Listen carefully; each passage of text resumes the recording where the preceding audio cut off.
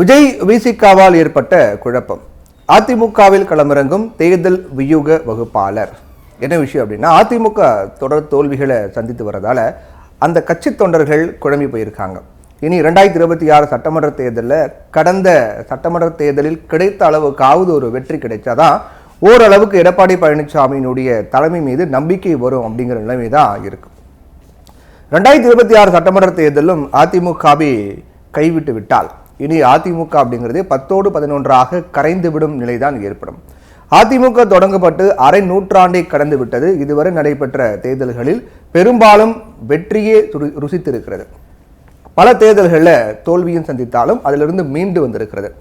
ஆனால் எடப்பாடி பழனிசாமி பதவியேற்ற பிறகு அதிமுக தொடர் தோல்வியே சந்தித்து வருது.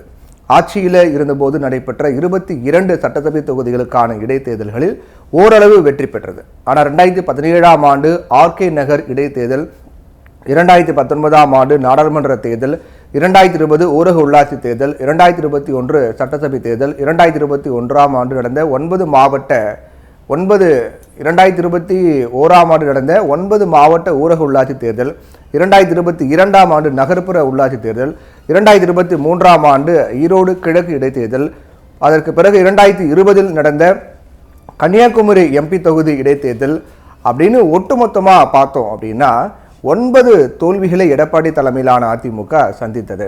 கடைசியாக கடந்த மக்களவைத் தேர்தலில் 10வது முறையாக தோல்வி அடைந்து இருக்கு.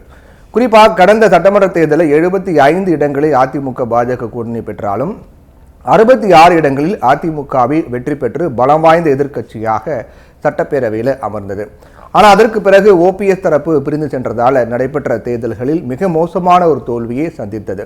கடந்த மக்களவைத் தேர்தலில் பல இடங்களில் 3வது இடத்துக்கு அதிமுக தள்ளப்பட்டது. ஓபிஎஸ் தரப்பு தென் மாவட்டங்களிலும், டிடிவி தினகரன் தரப்பு டெல்டா மாவட்டங்களிலும் அதிமுக வாக்குகளை கணிசமாக பிரித்துவிட்டது தான் இதற்கு காரணம் அப்படின்னு சொல்லப்படுது. அதிமுக பொதுச் செயலாளர் என்கிற நிலைமையை தக்க வைத்துக் கொண்ட போதிலும், இரட்டை இலை சின்னம் கைவசம் இருந்த போதிலும் அதிமுக மோசமான தோல்விகளை சந்தித்திருப்பதால் இப்போ மறு ஆய்வு கூட்டங்களை நடத்தி வராங்க. அதிலையும் பெரிதாக எந்த மாற்றமும் ஏற்பட்டதாக தெரியல. மாறாக பல இடங்களில் ரகளையில் தான் இந்த கூட்டங்கள் முடிந்திருக்கிறது. ஜெயலலிதா, எம்ஜிஆர் என்கிற ஆளுமை இல்லாத நிலையில நடிகர் விஜய் தமிழக வெற்றி கழகத்தை தொடங்கியிருக்கக்கூடிய நிலையில நாம் தமிழர் மற்றும் பாஜகவும் தனக்கென ஒரு வாக்கு வங்கியை உருவாக்கி இருக்கும் நிலையில அதிமுக வெற்றிக்காக இனி ஒரு மாற்று பாதையை தான் தேர்வு செய்ய வேண்டிய நிலை ஏற்பட்டிருக்கிறது. இந்த நிலையில தான் கூட்டணி ஆட்சி என்கிற அஸ்திரத்தை கையில் எடுக்கலாமா அப்படிங்கிற சிந்தனை அதிமுகவில் பரவ தொடங்கியிருக்கிறது. அதே நேரத்தில் விசிகாவில் இருந்து விலக்கி வைக்கப்பட்ட ஆதவ் அர்ஜுனாவை இணைத்து தேர்தல் வியூக வகுப்பாளர்களுடைய ஆலோசனையை பெறுவது குறித்தும் விவாதிக்க வேண்டும் என்கிற கருத்தும் அந்த கட்சியினரால் முன்வைக்கப்பட்டு வருது அப்படின்னு சொல்றாங்க. ஆனால் ஆதவ் அர்ஜுனாவினுடைய பணபலம், ஆட்களை இழுக்கும் திறன் ஆகியவற்றால் 2ஆம் கட்ட தலைவர்கள் அவரை சேர்ப்பதில் தயக்கம் காட்டுறாங்க.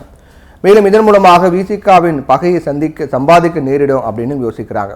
இதே ஒரு தலித் நிர்வாகி விசிகாவில் இருந்து பிரிந்து வந்தால் சேர்த்துக் கொள்ளலாம். ஆனால் தலித் அல்லாத ஒரு நிர்வாகி வெளியே வந்திருக்கும் நிலையில அவரை சேர்த்துக் கொள்வதால் ஏற்படும் சாதக பாதகங்கள் குறித்து தீவிரமாகவே ஆலோசிக்க வேண்டியிருக்கிறது அப்படிங்கிறாங்க அதிமுக தரப்பினர். எப்படியாயினும் விரைவில் ஒரு தேர்தல் வியூக வகுப்பாளரோ அல்லது தேர்தல் வியூகங்களை வகுக்கும் நிறுவனமோ அதிமுகவில் கோலோச்சும் என்கிற நிலைதான் எதிர்பார்க்கப்படுகிறது.